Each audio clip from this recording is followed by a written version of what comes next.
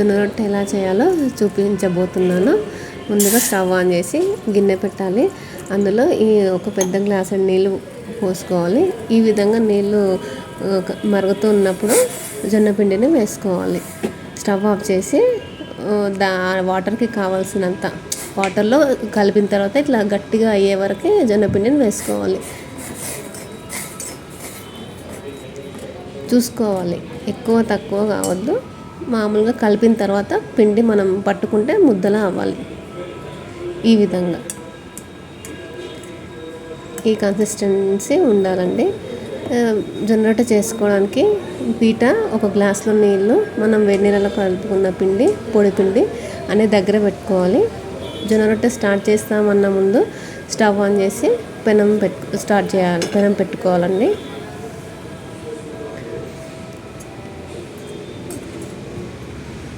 కొంచెం తడిపిండిని, వేడి నీళ్ళలో తడిపి పెట్టుకున్న పిండిని, ఈ పిండి ఎంత వేసుకుంటున్నామో దాంట్లో సగానికి కొద్దిగా ఎక్కువ పొడి పిండిని కలుపుకోవాలి. కొద్దిగా వాటర్ వేసి కలుపుకోవాలి.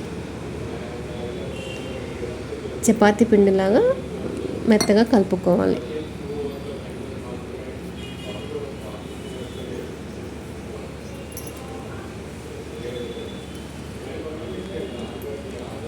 ఈ విధంగా బాగా మిక్స్ చేయాలి. రెండు కలిసే వరకు బాగా ముందుకు వెనక్కి అనుకుంటూ మిక్స్ చేయాలి.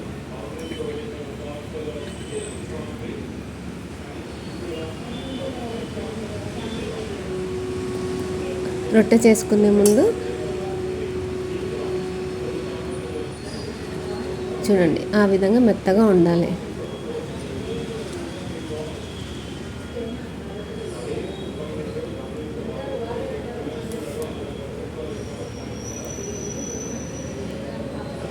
ఈ విధంగా రొట్టె చేసుకునే ముందు కొంచెం పొడి పిండిని వేసుకోవాలి. అదే కొంచెం పొడి పిండిని ముద్ద పైన వేసుకొని ఇంకా ప్రెస్ చేస్తూ పెద్దగా అనాలి.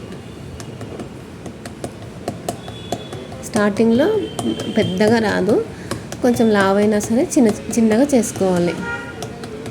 ఆ చివర్లో ఇట్లా క్రాక్స్ వచ్చినట్టుగా ఉంటే దాన్ని దగ్గరగా ఒత్తుకుంటూ పెద్దగా చేసుకోవాలి.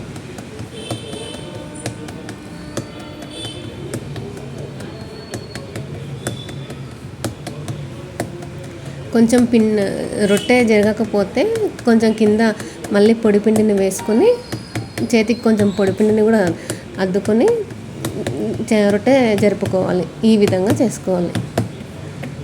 ఈ చివర్లు ఇలా వేలితో కొంచెం లైట్గా కలుపుకోవాలి, ఒత్తుకుంటూ పెద్దగా చేసుకోవాలి. ఒకవేళ చేతికి పిండి లేకుంటే అది మన చేతికి అంటుతుంది రొట్టె పిండి. పొడి పిండిలో చేతి అద్దుకొని ఈ విధంగా చేసుకోవాలి. మనం ఈ రొట్టె చేసేలోపు పెనం బాగా వేడెక్కిపోతుంది. ఇంకా మెల్లిగా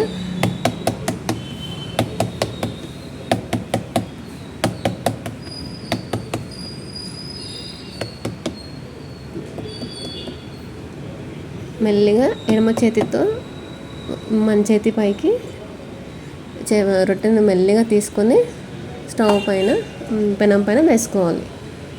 వేసిన వెంటనే పెద్దగా పెట్టుకోవాలి మంటని. ఒక 2 నిమిషాలు ఆగాక ఈ విధంగా 2 నిమిషాలు ఆగిన తర్వాత ఇంకా నీళ్ళు చల్లుకోవాలి. రొట్టె మొత్తం నీళ్ళు చల్లుకోవాలి.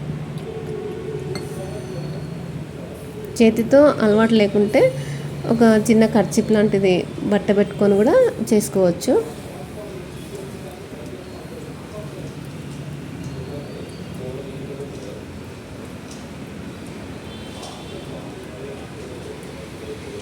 ఈ విధంగా నీళ్ళన్నీ రొట్టె మొత్తం చేశాక ఒక 2 నిమిషాలు ఆగేసి మెల్లిగా చివర్ల నుంచి జరుపుతూ తిప్పేసేయాలి.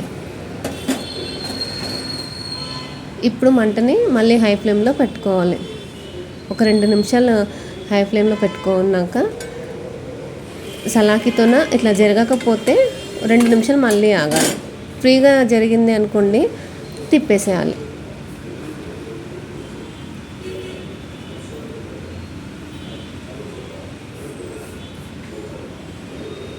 ఇంకా చపాతీని ఏ విధంగా కాల్చుకుంటామో రొట్టెను కూడా అదే విధంగా రెండు వైపులా మంచిగా కాల్చుకోవాలి.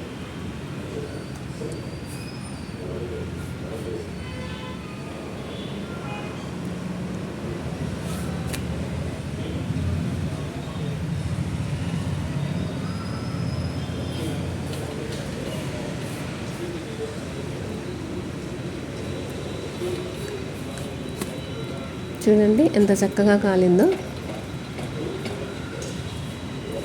చేతితో అలవాటు లేని వాళ్ళు ఇలా సలాకితో అయినా కాల్చుకోవచ్చు.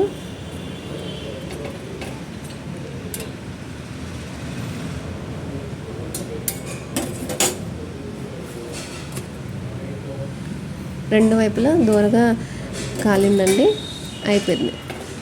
ఈ విధంగా కాల్చిన తర్వాత తీసి పక్కన వేసుకోవాలి. అంతేనండి, ఎంతో ఈజీగా చేసుకునే జొన్న రొట్టె రెడీ అయిపోయాయి.